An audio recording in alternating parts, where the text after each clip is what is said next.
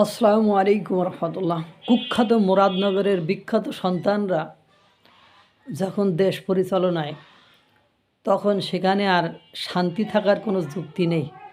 বাংলাদেশের মধ্যে সবচেয়ে বেশি হটকেক আলোচনার, বার্নিং ইস্যুস আলোচনার বিষয় হচ্ছে এই কুখ্যাত মুরাদনগর। কুমিল্লা মুরাদনগরে আপনারা জানেন কি ঘটেছে। দরজা ভেঙে গৃহবধূকে ধর্ষণ করেছে, সেটা ভিডিও করে আবার ভাইরাল করে দিয়েছে। এটা নিয়ে আবার রাজনীতিবিদরা বিভিন্ন ধরনের রাজনীতি করিয়া আছে, আপনারা সেটা জানেন। সেখানে উপদেষ্টা থেকে শুরু করে, জামাত শিবির থেকে শুরু করে, বিএনপি থেকে শুরু করে, এনসিপি থেকে শুরু করে সকলেই রাজনীতি করেছে। ওই রাজনীতি পর্যন্তই সীমাবদ্ধ, সেটার কোনো প্রতিবাদ হয়নি। দেশের বিভিন্ন গণমাধ্যম থেকে শুরু করে মিডিয়া ব্যক্তিত্ব, বিভিন্ন লোক এটা নিয়ে তোলপাড় করেছে এবং নারী মঞ্চ আন্দোলন করেছে। যাই হোক, যেটা বলতে চাচ্ছিলাম, আপনারা জানেন পৃথিবীর সবচেয়ে নিকৃষ্ট ব্যক্তিরও মবের হাতে মৃত্যুর কোনো অধিকার আল্লাহ তাআলা কাউকে দেয়নি, বা মব সৃষ্টি করে কাউকে মারার অধিকার আল্লাহ তাআলা কাউকে দেয়নি। বিনা বিচারে কাউকে হত্যা করার ক্ষমতা, শক্তি আল্লাহ তাআলা কাউকে দেয়নি। এই কুখ্যাত মুরাদনগরের বিখ্যাত সন্তান, উনি একজন আইন উপদেষ্টা। আইন করে তো মব বন্ধ করতে পারেননি।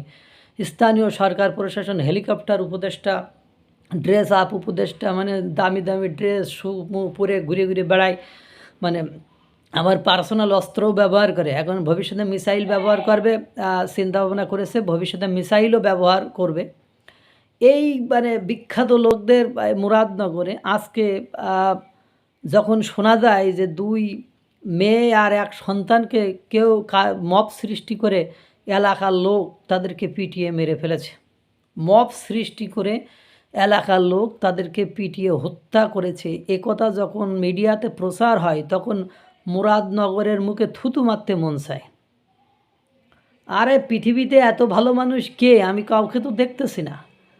ওই এক সময় ডক্টর মোহাম্মদ ইউনূসকে সুদখোর বলে ওয়াজ মাহফিলের মাওলানারা মনে করেন মুখে ফেনা তুলে দিত, তারেক মনোয়ার গেজা তুলে ফেলতো যে উনি করেছেন, তা করেছেন, অমুকের ইত্যাদি ইত্যাদি। তিনি তো এখন দেশের শাসক, তিনি এখন পীর অলিয়া আউলিয়া হয়ে গেছে। তো মানুষ কে কখন ভালো হবে, কে কখন খারাপ হবে, এটা কি বলা যায়? মব সৃষ্টি করে মুরাদনগরে 3 সন্তানকে পিটিয়ে হত্যা করেছে। এই অধিকার তাদেরকে কে দিয়েছে? এই হলো নৃশংসতা, এ হলো বর্বরতা।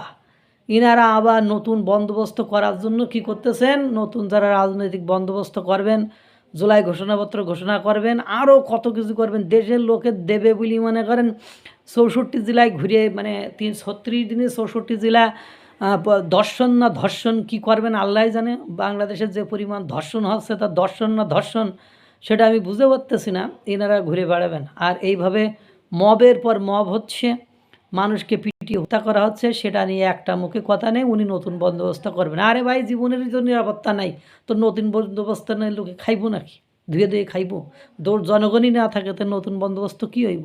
আমি প্রায় বলি, বেটা তুই যদি নাই বাঁচিস তা তোর বাপেরে বাপ বলে ডাকবি কেন? আগে তো তোর বাঁচা লাগবে, তারপরে তো তুই বাপেরে বাপ কইবি নাকি?